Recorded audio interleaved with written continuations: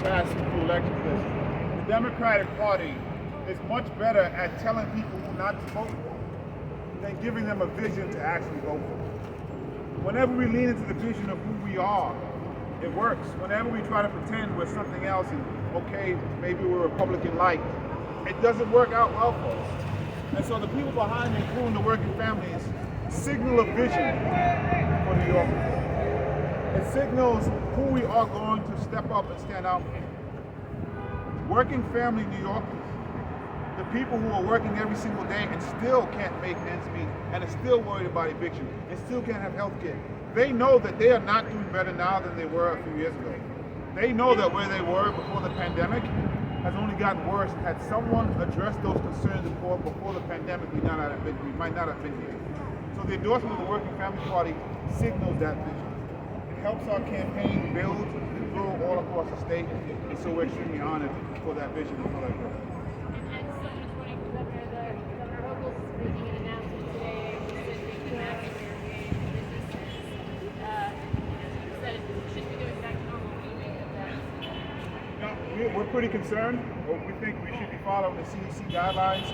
We do know that we're going to have to move on from these mandates. We worry about doing it so abruptly. And so I think what we should have been doing was kind of setting some kind of further goal down the line and looking ahead. But we should follow the science on this one. The CDC has been helping us really on guidance here. What we don't want to do is lose all of the benefit that we've gotten in such an abrupt way. And so what I've always said is where we failed, and again, the current government was silent really at the beginning of the pandemic, we should have shut down really quickly, but we didn't. And we have to open up and move forward a little slower. So I don't support the abruptness of it when the CDC is saying to do something different. Ronnie, two questions, one for you, one for Sochi. The Working Families Party is a party. Obviously, so I don't want to hear you say you're going to win the primary. Obviously, you want to win the primary, but if you don't, will you run on the Working Families Party line in the general election? To be honest, I haven't even had a conversation about that at all. I really am focused on the primary. I am a member of the Democratic Party. I want that party to do better. I want that party to lean into this vision. And the Working Families Party has always had a vision about working families. The Democrats, unfortunately, again, have kind of strayed away from their vision and have been better at telling people who the boogeyman is. I want to lean into a vision, so I haven't even had that conversation. Theoretically, though, would you run a third-party campaign against the Democrat in a general election? That's not even part of the conversation, so it's really not fit around. So I'm a member of the Democratic Party, so I'm running in the primary, very happy to have the Working Family Party. And for Sochi, similar vein, the Working Families Party has multiple times in the past endorsed one candidate for governor who lost the primary. It endorsed the incumbent instead. Are you open to endorsing Hochul if that should come to pass this year as well? Right now, we're focused on making sure the most progressive candidate for governor is the next governor of New York State. Right now, the race in front of us is the primary. We are focused on the primary, and we want to make sure that for the Democratic primary is an opportunity to put forward a vision for working families candidates. We're going to work very hard in this primary to make sure that millions of New Yorkers understand that our gubernatorial candidate is the one who can move our state forward. This is the race in front of us right now, and so we're fully on the ground, ready to move on that. So no comment. Beyond not wanting to raise taxes for millionaires and billionaires, on what specific policies do you think have to go There's a lot.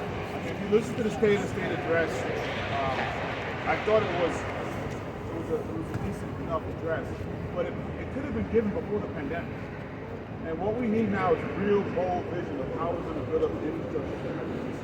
I don't want to gloss over the revenue-raising options, because without that, anything else she's talking about is not going to happen. Whether it is trying to get better transportation, Brooklyn and Queens, whether it's trying to really fix the healthcare system, none of those things are going to be able to happen. When you look at the housing plan, I was shocked at what I heard. So we all knew that the moratorium had to end at some point. The way we did in the middle of the pandemic, in the middle of winter, without any plans to help the small homeowners with foreclosure prevention. or good cause eviction. And then on top of that, to be leaning into 100,000 units needing to be able to preserve all across the state, I was shocked. It says to me that we have an administration that may not understand the magnitude of the problem, but doesn't have the courage based on who's donating to really match it.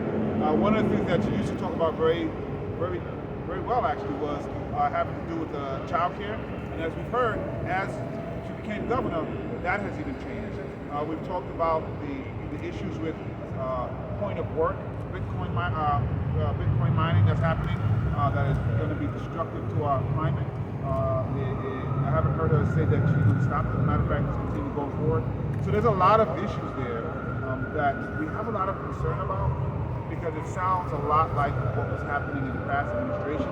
Even admittedly, if it's not happening with the same cruelty that we would see in governing, but it's happening nonetheless. So there's just a tremendous amount of difference in the way we think this should move forward and the way it seems to be moving forward.